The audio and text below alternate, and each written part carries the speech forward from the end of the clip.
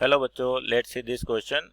This question says a solid ball of density half of water falls freely under gravity from a height of 19.6 meter and then enter water. Up to what depth will the ball go? How much time will it take to come again to the water surface? Neglect air resistance and velocity effects in water. तो देखिए question को समझे पहले कि क्या कह रहा है कि आपके पास कोई भी एक सॉलिड बॉल है जिसकी डेंसिटी आपके पास वाटर की डेंसिटी से आधी है। तो मान लीजिए बॉल है, इसकी डेंसिटी अपन रो कह देते हैं और रो डब्ल्यू क्या हो गया, वाटर डेंसिटी हो गया आपके पास वाटर। तो यहाँ पर जो रो है यानी कि बॉल की डेंसिटी वाटर की डेंसिटी के हाफ है, मीन्स रो वाटर बाय 2। अब क्या हो रहा है कि ये जो बॉल है लिक्विड में गिरती है आपके पास वाटर में, मान लेते हैं वाटर सरफेस है आपके पास और बॉल किसी हाइट से रिलीज की जाती है। इसका मतलब होगा इसकी इनिशियल वेलोसिटी क्या होगी, 0, और आपको हाइट दे रखी है 19.6 मीटर, यहाँ से ये रिलीज होती है। अब उसके बाद क्या होगा, जैसे बॉल इसके लिक्विड के अंदर एंटर करेगी तो एयर के अंदर तो केवल इस पे जो फोर्स लग रहा है mg फोर्स लग रहा है, क्योंकि एयर का रेजिस्टेंस क्या है, 0 या नेगलेक्ट कह रखा है। तो एक्सेलेरेशन जो होगा यहाँ पर वो केवल g के बराबर होगा जो वर्टिकल डाउनवर्ड होगा आपके पास। अब जैसे ये लिक्विड के अंदर जाएगी तो इस पर एक mg फोर्स के साथ साथ क्या होगा, जो वाटर है वो अपथ्रस्ट फोर्स लगाएगा जिसको अपन क्या कहते हैं, बायोंसी फोर्स कहते हैं, ये भी लगना शुरू हो जाएगा। तो यहाँ पर क्या होगा, आपके पास एक्सेलेरेशन की वैल्यू डिक्रीज हो जाएगी। तो इस वाले क्वेश्चन की बात बतानी है अपने को कि बॉल कितना नीचे तक जाएगी। तो ये जो आपका क्वेश्चन है किस पर बेस्ड है, जनरली आपके पास बायोंसी पर। तो इसका जो मेन कॉन्सेप्ट है या बेसिक कॉन्सेप्ट है वो है बायोंसी।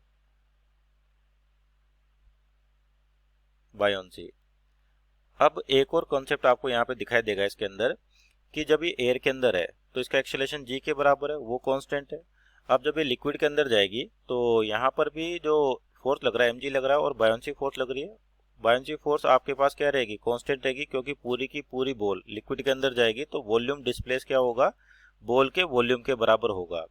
तो यहाँ पर भी जो एक्सेलेरेशन होगा a डैश वो भी क्या रहेगा, कांस्टेंट रहेगा, और उसकी वैल्यू अपन फाइंड आउट कर सकते हैं इन दोनों को माइनस करके। तो अगर एक्सेलेरेशन कांस्टेंट है तो आपके पास यहाँ पर बेसिक इक्वेशन ऑफ मोशन का यूज किया जा सकता है। तो अनदर की कॉन्सेप्ट जो है अपने पास यहाँ पर की कॉन्सेप्ट, ये क्या होगा, कांस्टेंट एक्सेलेरेशन, कांस्टेंट एक्सेलेरेशन। तो यहाँ से अपन क्या कर सकते हैं,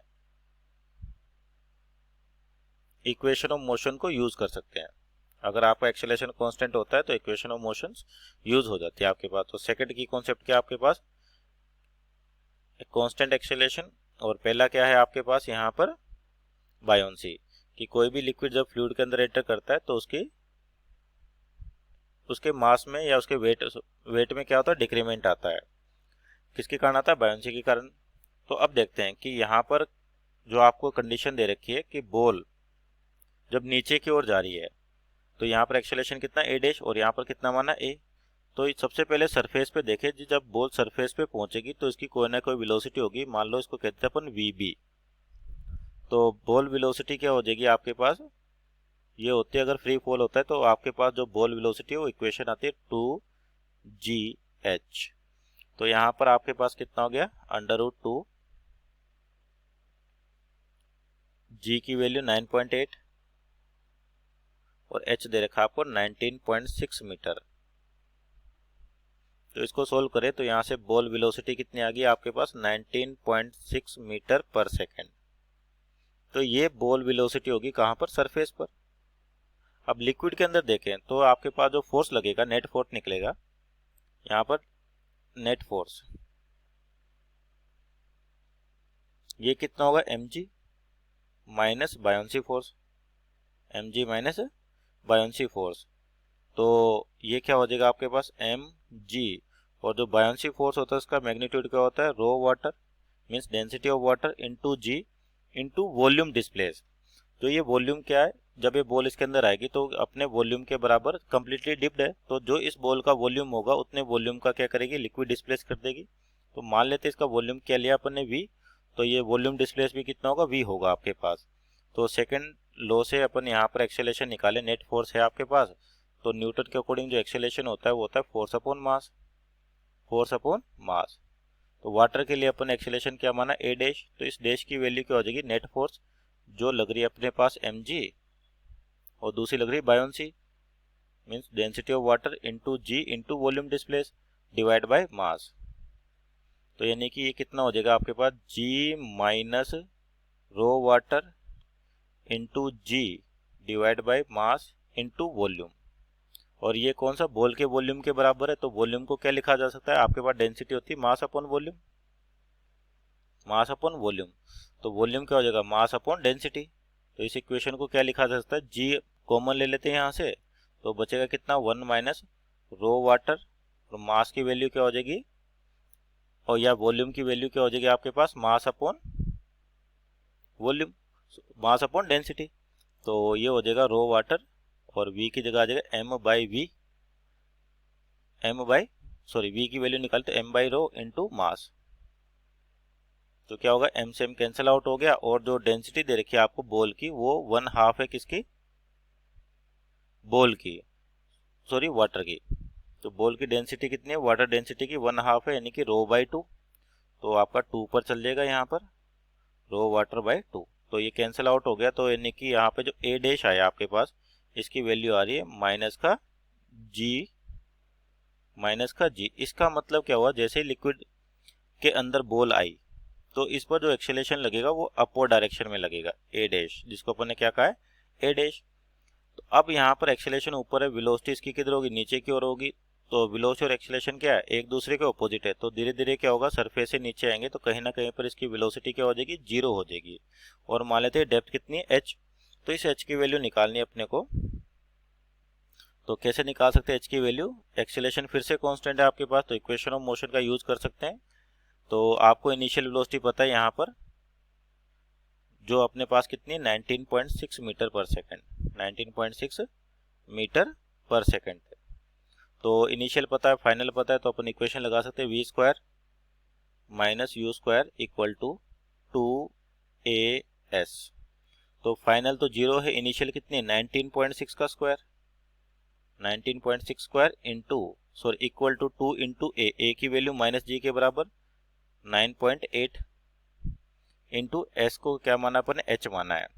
तो यहाँ से सोल्व करें तो h की वैल्यू जो हो जाएगी आपके पास, ये आएगी 19.6 मीटर, मीन्स इतनी डेप्थ तक आपके पास बॉल जाएगी जो आपसे पूछा है। और दूसरा पूछा कि वापस सरफेस पर आने पर कितना टाइम लगेगा। तो देखते हैं यहाँ पे टाइम, यहाँ पर वेलोसिटी पता है अपने को, यहाँ पर पता है, और एक्सेलरेशन फिर से कांस्टेंट है इसी। तो इक्वेशन ऑफ मोशंस का यूज करें तो टाइम भी इजीली फाइंड आउट किया जा सकता है। तो कौन सी इक्वेशन यूज करें, v is equal to U plus A T, v is equal to U plus A T.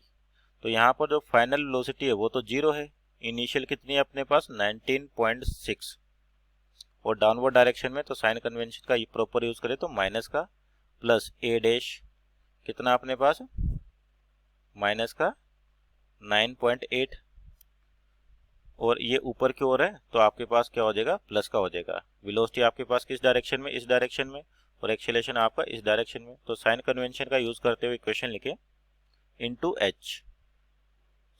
T, time निकालना अपने को। तो टाइम की वैल्यू कितनी आ जाएगी, यहाँ से सोल्व करें तो 2 सेकेंड, 2 सेकेंड मीन्स आपके पास क्या हुआ, जब बॉल यहाँ से इस वाली डेप्थ h पे पहुंची तो टाइम जो लग रहा है 2 सेकेंड। अब क्या होगा, बॉल का एक्सेलरेशन ऊपर है जिसकी वजह से ऊपर की ओर जाएगी। तो यहाँ पर जब एक्सेलरेशन कांस्टेंट है और कंडीशंस इंटरचेंज होगी, यहाँ पर वेलोसिटी u थी और यहाँ पर क्या थी, इस बार 0। अब रिवर्स केस को देखें तो इस बार यहाँ पर वेलोसिटी इसकी 0 है, पर डायरेक्शन बदल के, और फाइनल वेलोसिटी आपकी किसके बराबर आएगी, u के बराबर, अगर कोई भी चेंज आपके पास या लॉस नहीं होता। तो सेम हाइट ट्रेवल करता है कोई भी ऑब्जेक्ट और एक्सेलरेशन कांस्टेंट है, तो फिक्स है कि जाने का टाइम और आने का टाइम क्या होता है, बराबर होता है। यानी कि यहाँ से यहाँ जब आएगी तो टाइम लग रहा है 2 सेकंड, यहाँ से यहाँ जाएगी जब भी टाइम लगेगा 2 सेकंड। तो टोटल टाइम जो हो जाएगा आपके पास, जो ही पूछा कि सरफेस पर आने पर कितना टाइम लगेगा, तो जो टोटल टाइम हो जाएगा आपके पास वो कितना हो जाएगा, 2 + 2 मीन्स 4 सेकेंड। तो आपका जो दूसरा आंसर है वो कितना है, 4 सेकेंड। मान लीजिए इसको कैपिटल टी लिखे अपन, तो टोटल टाइम कितना हो जाएगा, 4 second. So our final answer is 4 second. और आपसे जो डेप्थ पूछी थी वो आ रही थी 19.6 6 सेकेंड। तो यहाँ पर बेसिक जो कंसेप्ट है आपके पास कांस्टेंट एक्सेलरेशन का है और दूसरा बायनेंसी फोर्स का है। तो और कांस्टेंट एक्सेलरेशन के जाने के लिए टाइम, किसी भी डिस्टेंस को ट्रेवल करने का टाइम और उतनी डिस्टेंस दूसरे पाथ में ट्रेवल करे तो दोनों का टाइम सेम होता है। So our final answer is 4 second. Hope you understood it well. Best of luck.